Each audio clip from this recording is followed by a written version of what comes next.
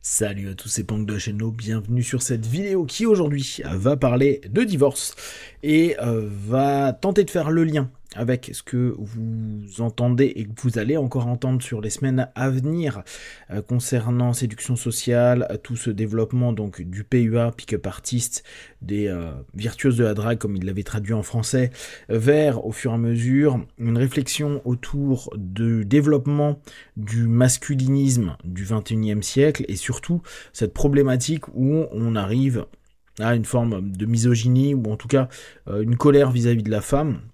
Et s'il peut y avoir éventuellement des éléments de réflexion à apporter sur cette sphère mascu et peut-être trouver des éléments qui peuvent être défendables ou en tout cas permettant une progression éducative pour les jeunes qui se cherchent, ça peut être intéressant. Là, en l'occurrence, je vais revenir assez régulièrement sur un point qui est sans cesse répété, qui est le body count. Donc maintenant, vous commencez à connaître, qui est le nombre de relations sexuelles qu'a pu avoir un homme ou une femme. Mais la plupart du temps, le problème, c'est que la femme en a eu trop et que, d'après une étude que je vous partagerai bientôt, il y a en gros au-delà de 5 partenaires sexuels, il y aurait éventuellement une augmentation qui peut aller jusqu'à 20% de divorces en plus. Mais attention, je vous en ai déjà parlé, hein, ça reviendrait en réalité à 4% sur l'ensemble des divorces qui existent. Donc ce qui n'est pas tellement important en plus, ça faudrait déjà se poser la question de pourquoi il y a 36% de ces divorces qui ne sont pas liés au body count. Et justement, il y a une étude qui a été faite, là je vais d'abord vous lire l'article dans phys.org et je pense qu'ultérieurement on fera vraiment une étude du document initial de l'étude pour avoir une réflexion plus globale. Donc, le divorce peut être prédit par les interactions entre les valeurs culturelles et personnelles, selon une étude. Bon, bah là on est déjà en train de buter le body count. Alors, le divorce, la dissolution légale du mariage peut être motivée par divers facteurs allant des changements dans la situation économique ou l'état de santé des conjoints à des valeurs contrastées. La fin d'un mariage peut souvent être difficile à gérer. Elle peut donc avoir des effets néfastes sur le bien-être et la santé mentale des ex-conjoints. En moyenne, le taux de divorce dans le monde a augmenté au cours du siècle dernier. Une meilleure compréhension des principaux facteurs qui poussent les gens à dissoudre un mariage pourrait aider à concevoir des stratégies de conseil au couple et au mariage plus efficaces, contribuant ainsi au potentiel à une réduction du taux de divorce. Bon, petite intro sympa. Donc, Sari Munster et Lilach Savis, deux chercheuses de l'université hébraïque de Jérusalem, ont récemment mené une étude explorant spécifiquement la relation entre les valeurs des individus et le divorce. Le résultat, et ça on le verra plus tard, publié dans Communication Psychology, suggère que l'interaction entre les valeurs culturelles et personnelles des conjoints peut prédire le divorce. Donc, certes, on pourrait dire que des valeurs vont créer des comportements. Vous allez voir que ce vers quoi ils ont eu des retours, alors, je sais que je reviens vite fait, mais voilà, 100 000 participants dans 55 pays, hein, pour vous donner un peu la taille de l'étude. On reviendra vraiment dessus. Dès lors, on peut vraiment avoir une réflexion sur les comportements, le pourquoi, le comment, et effectivement, on pourrait potentiellement anticiper. Nous étudions le rôle des valeurs dans les motivations de la dissolution du mariage. En nous appuyant sur des cadres, des valeurs complets, nous étudions comment les valeurs culturelles expliquent les variations entre les pays en matière de divorce, comment les valeurs personnelles expliquent les variations supplémentaires au sein des nations et comment les deux systèmes de valeurs interagissent ensemble. Partout dans le monde, les individus ont des valeurs culturelles et personnelles variées. Les valeurs culturelles sont essentiellement des croyances partagées liées à des normes sociales qui peuvent mettre l'accent sur la liberté individuelle, c'est-à-dire l'autonomie, ou la stabilité sociale et la tradition. D'accord ? En gros, on va avoir deux extrêmes. Autonomisation optimum, on va dire pays très capitaliste, dans l'idée de base, hein, l'autonomie, et des idées plus du commun, sans parler de communisme, hein, mais avoir cette notion où le social est important et les traditions. Alors là, c'est amusant parce que on peut le placer d'un côté comme de l'autre, sur un échiquier politique par exemple. Les valeurs personnelles, en revanche, sont des croyances qui influencent le comportement de certaines personnes. Par exemple, une personne peut accorder plus d'importance à l'indépendance, aux nouvelles expériences et au plaisir qu'une autre qui pourrait, au contraire, être davantage motivée par le respect des traditions et le conformisme social. D'accord ? Donc, on va avoir, comme d'habitude, sur nos réflexions, la systémie et le cheminement personnel. D'accord ? N'oubliez pas que l'un influence toujours l'autre, c'est pour ça qu'en hypnothérapie, en psychothérapie, etc., en psychologie de façon générale, on ne peut pas prendre individuellement une personne et dire mais tout ce que tu vas faire pour toi, par toi-même, est automatiquement impactant sur le système. Le système va t'impacter, mais c'est pas dit que toi, ce que tu fais va impacter le système. Pourquoi ? Parce que tu es parfois un grain de sable. Alors parfois, tu peux impacter ton système, ton microsystème, ta famille, tes amis et autres. Et encore, on le sait bien, vous pouvez avoir des comportements et des valeurs qui sont très différentes de celles de votre famille ou celles de vos amis. Vous avez beau parfois leur parler de sujets qui vous tiennent à cœur, ça fait 20 ans que vous les connaissez, ils n'ont pas changé d'un iota. Donc notre influence est très très minime. Par contre, les pressions qu'on a pu avoir consciemment et inconsciemment d'un système vis-à-vis de nous, de la culture, notre façon de voir, je sais pas, la société, de voir les relations amoureuses, de voir les relations amicales, la façon dont on l'a vu dans notre microcosme avec nos parents, avec nos amis, va automatiquement plus nous influencer que nous, on va influencer le système. D'accord ? On reviendra, il y a une structure qu'ils ont fait que j'ai trouvé sympa, où ils ont fait une espèce de camembert. Et on le bossera plus tard, c'est les ouvertures au changement, la transcendance personnelle et de l'autre côté, conservation et développement personnel, progression personnelle.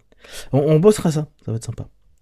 Munster et Savy ont analysé les données recueillies dans le cadre de 3 études d'archives antérieures qui ont porté sur plus de 100 000 participants résidant dans 55 pays différents à travers le monde. Les chercheurs ont examiné les réponses aux enquêtes fournies par ces participants en se concentrant sur leurs attitudes à l'égard d'aspects spécifiques des relations et du divorce, ainsi que sur leur histoire matrimoniale. Nous avons constaté que le divorce était plus justifiable et plus probable dans les pays mettant l'accent sur les valeurs d'autonomie et parmi les individus attribuant de l'importance aux valeurs d'autonomie, de stimulation et d'hédonisme. Le divorce était moins justifiable et moins probable dans les pays mettant l'accent sur les valeurs d'enracinement et parmi les individus attribuant de l'importance aux valeurs de tradition et de conformité. Là, on a quelque chose d'intéressant si on veut rebondir sur notre côté avec les masculins américains, surtout anglo-saxons, je vous l'avais déjà dit. Ce côté à la tradition, d'ailleurs je dis ça, mais il y a quand même beaucoup de Français qui mettent en avant maintenant leur tradition religieuse en France. Cette notion de dire, je veux pas que ma femme soit comme ci, comme ci, comme ça, qu'elle ait des valeurs proches des miennes, parce que je me dis que si elle a un body count élevé, c'est pas bon. Mais en fait, ce qui est plus important que son body count, ça va être les valeurs qu'elle a personnellement. Est-ce qu'elle pense au commun ? Est-ce qu'elle pense au groupe ? Est-ce qu'elle pense à toi et à l'autre, puis à la famille, puis au microcosme dans lequel tu es, plutôt que ce qu'elle a vécu avant ? Alors on pourrait dire oui, mais ton comportement en amont est la preuve de tes valeurs, ce qui n'est pas forcément vrai, ce qui n'est pas forcément non plus une notion qui va se figer, c'est-à-dire que ta valeur, en général, ce que je vous explique souvent, c'est que les valeurs, on les a pas, c'est des quêtes vers lesquelles on est. Donc on est peut-être à 10% du chemin et on a des comportements, et quand on est à 20% du chemin, on se dit ah non, en fait, mes comportements passés, vu que je m'approche de la valeur qui est importante, je vais les modifier, et dès lors, on va se retrouver sur quelque chose qui est bien plus intéressant. Et qui correspond dès lors aux valeurs peut-être que toi tu as initialement, et donc le lien peut se faire. Mais dire non mais vos comportements signifient que vous avez telle valeur, c'est faux. Vu que c'est une quête, les valeurs, c'est pas j'ai ou j'ai pas, c'est je suis en cours de. Par contre ta croyance peut elle être hyper, je peux croire à quelque chose, et là aussi je pourrais avoir cette espèce de switch bien plus rapide à un moment donné. Donc pensez vraiment cette notion de cette vision qui est proposée, je trouve de façon hyper concrète, nous permet de remettre un peu au centre le divorce, c'est pas juste toi et moi, c'est tout ce qu'on a cumulé, Et c'est bien sûr ce que moi j'ai développé pour moi. Et c'est complètement cohérent de se dire, bon bah, moi je pense à la stimulation, à l'autonomie et à l'hédonisme, au plaisir et tout ça, bah bien sûr que tu seras secondaire. Ce qui est intéressant, c'est que on s'aperçoit qu'il y a beaucoup de divorces, mais parce qu'on a développé à fond l'individualisme. Et dans des sociétés où il y a moins d'individualisme, il y a moins de divorces. Ça ne veut pas dire qu'il n'y en a pas, hein, mais c'est vraiment quelque chose qui va être marquant. Les résultats de l'analyse de l'équipe suggèrent que les valeurs culturelles et personnelles interagissent pour prédire le divorce, ce qui semble cohérent. Plus précisément, il montre que les valeurs culturelles qui privilégient l'autonomie, c'est-à-dire libertés individuelles, sont liées à un taux de divorce plus élevé, tandis que celles qui privilégient la stabilité sociale et la tradition sont liées à des taux de divorce plus faibles. Okay, donc on s'aperçoit en fait que les valeurs systémiques vont avoir beaucoup plus d'importance que des valeurs personnelles. Bon, bien sûr, si on a une tradition qui dit à fond famille, communauté, tradition, et de l'autre côté, on cherche autonomie, bien sûr, il y a de fortes chances qu'on sorte des valeurs globales et qu'on ait des attitudes un peu différentes. Mais c'est hallucinant la pression sociale. C'est-à-dire que beaucoup de vilains petits canards reviennent dans les habitudes, les patterns, on l'a déjà vu, hein. Nous ne sommes que la réponse des patterns de nos parents et de ceux qui nous ont éduqués. Et soit on est en réaction, soit on est en adhésion, mais d'une façon ou d'une autre, c'est notre point de référence sur lequel on s'attache tout le temps. Bah, c'est pareil avec les valeurs culturelles. À un moment ou à un autre, même si on est en train de dire fuck, il y en a plein qui reviennent à quarantaine, cinquantaine, à des valeurs plus anciennes avec le temps. Il est intéressant de noter que l'effet de ces valeurs personnelles sur le divorce semblait plus fort dans les pays où la culture met l'accent sur l'autonomie, ce qui suggère une interaction entre les valeurs culturelles et personnelles. Dans l'ensemble, l'impact des valeurs personnelles est d'autant plus fort que la culture met l'accent sur des valeurs d'autonomie, ce qui est logique. Si par contre ta culture elle te dit bah sois autonome et que toi tu développes des valeurs d'autonomie, c'est logique, là il y a vraiment quelque chose qui va. Mais inversement, si t'es dans un pays de tradition avec des valeurs traditionnelles, culturelles, et que toi, tu es dans un mindset de tradition, bah automatiquement, tu vas avoir une force hyper importante qui va orienter tes décisions, tes comportements, et du coup, moins de divorce. Ou pas de divorce. Comprendre les rôles et les valeurs dans le divorce peut éclairer les individus sur la valeur qu'ils souhaitent. Cette étude récente souligne à quel point les valeurs peuvent influencer les tendances en matière de divorce dans différents pays du monde. À l'avenir, elles pourraient inspirer de nouvelles recherches examinant les différences observées par l'équipe dans différents pays. Voilà, bon. J'ai trouvé ce tout petit article vraiment, vraiment cool. On étudiera, si vous avez envie, un petit peu l'étude. Comme ça, ça nous donnera plus d'informations. Alors, tout ça pour conclure. Et en tout cas, pour permettre à se dire, attendez les gars, à force de dire, oui mais moi je choisis pas telle femme, ou tel mec, hein, pour tel ou tel comportement, détendez-vous. Allez voir quelles valeurs ils ont. Quelles valeurs ils expriment, quelles valeurs ils structurent, quelles valeurs ils font avancer. Et oui, tu peux avoir des comportements de merde quand t'as 20 ans ou 25 ans. Merde, là je suis même pas en train de parler de sexe, hein, je parle des comportements de façon générale.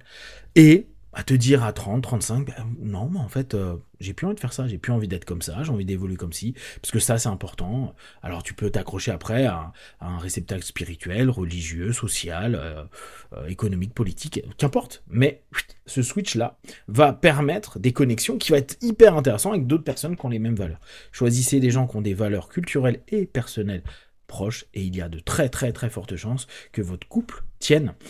Et du coup, bah là, c'est un peu galère si commencent à prendre ça en compte nos potes mascus. N'oubliez pas, moi je suis un mascu aussi. Hein. Mais bon, ça tue notre façon de penser. Voilà, si vous avez des questions et des remarques, vous les partagez sur Facebook, YouTube, j'y répondrai le plus rapidement possible. Comme d'habitude, de tout ce que je propose, ne prenez que ce qui est bon et juste pour vous tester, observer, analyser et conclure. Be one, ciao.